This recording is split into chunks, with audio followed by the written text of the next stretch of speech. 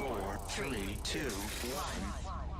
Broadcasting live from the Newsmax studio in New York City. A fusion of politics, commentary, entertainment, and sports. Steve and his team bring you the latest news and opinion now. Here is Steve Malzberg. Or working to send them home to countries Obama knows and has now publicly confessed are hellholes. This is not a job he ran for, but it is, as we all now confront the reality with him, most definitely the job this president now has. Adding to the nastiness of the situation, already overflowing with nastiness, is the cheap shot, below-the-belt behavior of this country's supposedly loyal opposition. Why? You have to ask it. Why can't Boehner sit out this one political dance? Yeah, and just give the president his $4 billion and let him do with it as he pleases, and then we're still no closer to solving any of the problems. Joining us now to give you his take, which is more important than my take, certainly, our friend, former Republican House Majority Leader Tom DeLay. Hello, sir. Hello, Steve. How are you?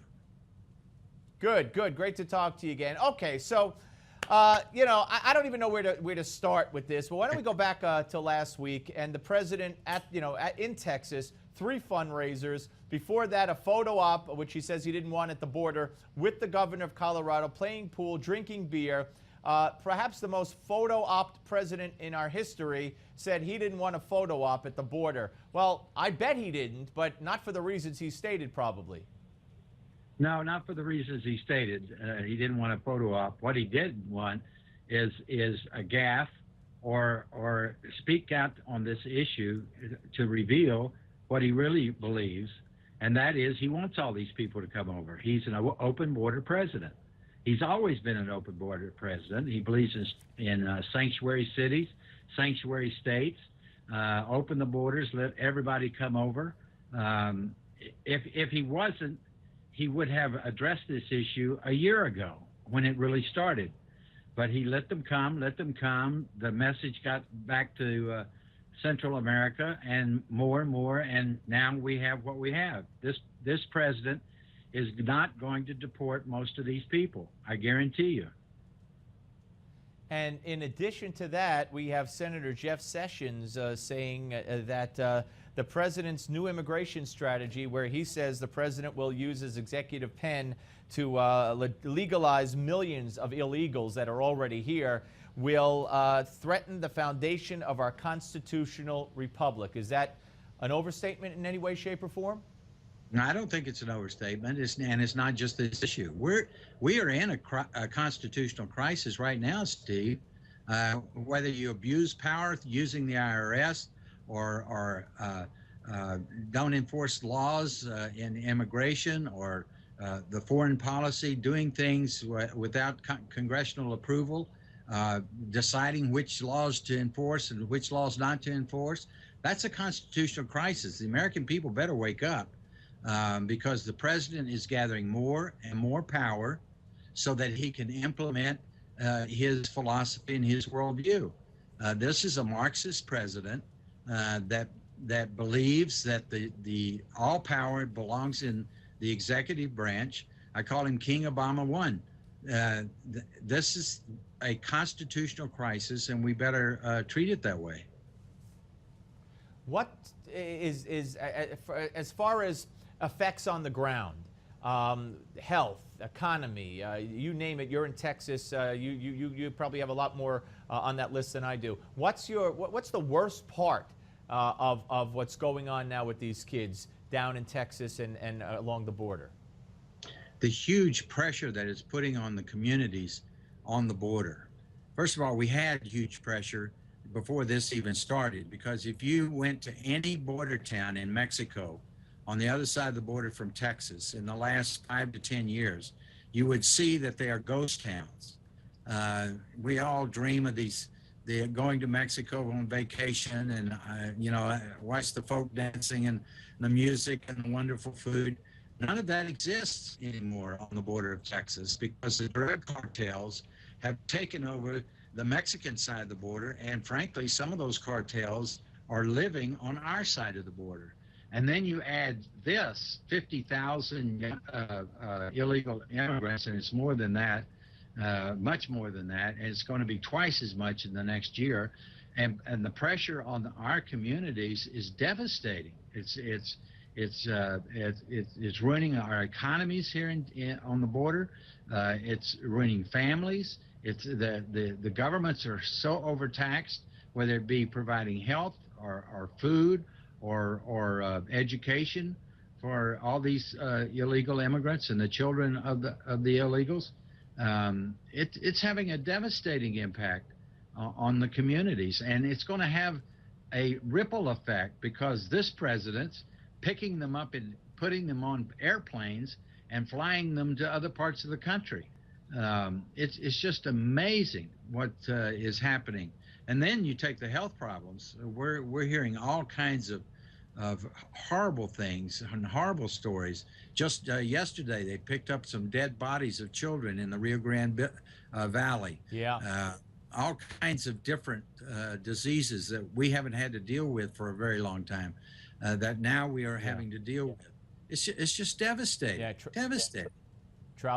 Tropical diseases, as the one expert told us yesterday. What should the Congress do? What should Boehner do and the Republicans do? Acquiesce to some of the, forge a compromise and give him half the money? I mean, or just to hold steadfast and say, no, I mean, this money, $400 million you want to give to border security, and the rest you're going to hire lawyers from your groups, La Raza and others, and immigration lawyers, and pay them back? I mean, what should they do? Well, what they should do is pass a bill that is a solution to this problem, and dump it in the Senate. And the Senate won't take it, but the House should stand firm, because the House has the power of the purse, and the House can say no, and they can say no in many different ways. But what they ought to do is authorize the president to move all the legal people that are now in our immigration system to the border immediately. Let them set up tables and deal with deporting all of these people that are on our borders. Secondly, and I don't think they need any more money, because they already have a huge budget in the immigration department. But if they need some money for that, then give them a little bit of money to pay for that. But then the president's hiding behind this trafficking law that was passed in 2008, that had nothing to do with this situation or immigration. But the president's saying that he's got to give these people due process, change that law, and send him the bill. Send the Senate the bill. That's all they need to do, and then go to the American people and demand that the president enforce the law. That's the most important thing here. The president is not enforcing our immigration laws. All right, let's move to Israel and Hamas. Egypt came up with a ceasefire agreement, which Israel signed on to, and Hamas not only didn't accept it, but they fired rockets and said it wasn't worth the paper it was written on. John Kerry blasted Hamas today for what that's worth. But the Congress, the administration is still funding and supporting, as they said they would when this unity government came together. They're still funding Hamas through this unity government, supporting this unity government, which consists of Hamas. I just can't believe how long this has been going on. And in the face of these rocket attacks on Israel, we're still supporting this unity government. It's amazing to me. When this conflict started, the first thing out of the president's mouth was, now be careful, don't go too far, use discretion. They're at war.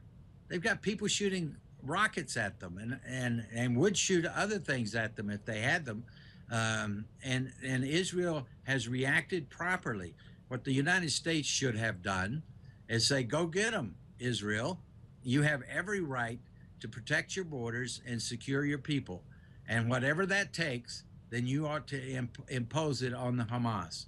And if it takes invading Gaza, which they shouldn't have given up in the first place, then it takes that.